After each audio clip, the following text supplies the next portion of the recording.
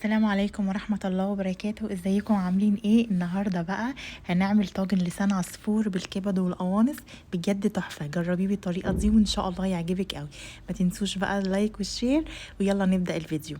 بسم الله الرحمن الرحيم. اول حاجة طاسة على النار، هنحط فيها معلقتين سمنة كبار وهسيبهم بقى يسخنوا كده.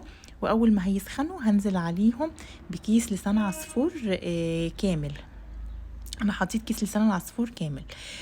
بعد كده هديله اللون الذهبي الحلو ده، ما تبالغيش قوي في تحميره علشان ما يمررش منك، فطلعيه وهو لونه ذهبي كده.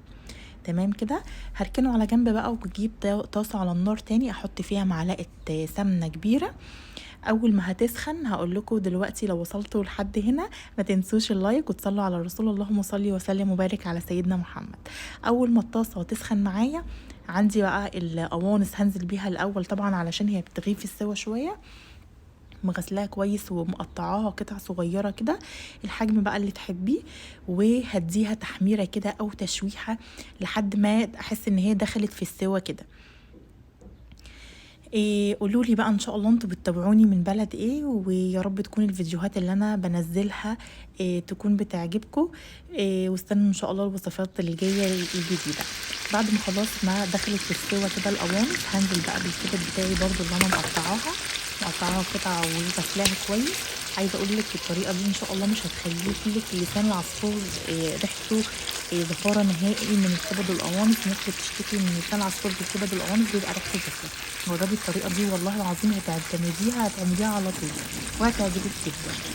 بعد ما الكبد خلاص كمان اتشوحت، اول ما تتشوح بقى هنزل ببصلايه مفرومه وقرن فلفل حامي مفروم واربع فصوص ثوم مفرومين.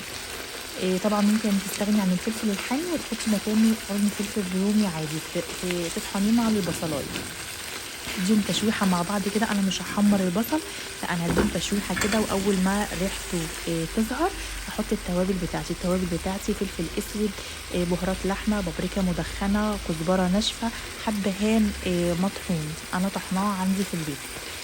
وبس كده. الملح طبعا هظبطه في الاخر. هدي الكلام ده كله مع بعض كده تقريبا. عايزه اقول لك هنا هتشمي ريحه فظيعه بقى، ريحته هنا بقت تحفه.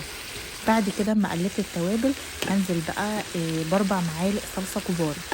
دي صلصه بيتي انا اللي عاملاها، فنزلت باربع معالق. لو انتي جايبه صلصه جاهزه حطي معلقتين كبار فقط لانها بتحمر جدا، انما الصلصه البيتي حطي 4 معالق صلصه بيتي. لو صلصه جاهزه حطي معلقتين كبار فقط. تمام كده. هديهم تقليبه بقى مع بعض كده واسيبهم 4 دقايق على النار. بعد ما سبتهم 4 دقايق على النار هجيب الطاجن بتاعي الجميل ده الفخار، وهنزل بالكبد والقوانص، بتبقى يعني عامله زي اليخني كده. وبعد كده هنزل بلسان العصفور اللي انا محمراه فوقيهم. وصفه سهله جدا مفيهاش اي حاجه. وبعد كده هجيب كيس مرقه دجاج فوريه وهرشه كده على وش الطاجن، بيديله طعم حلو قوي. ورشه فلفل اسود كمان على الوش كده.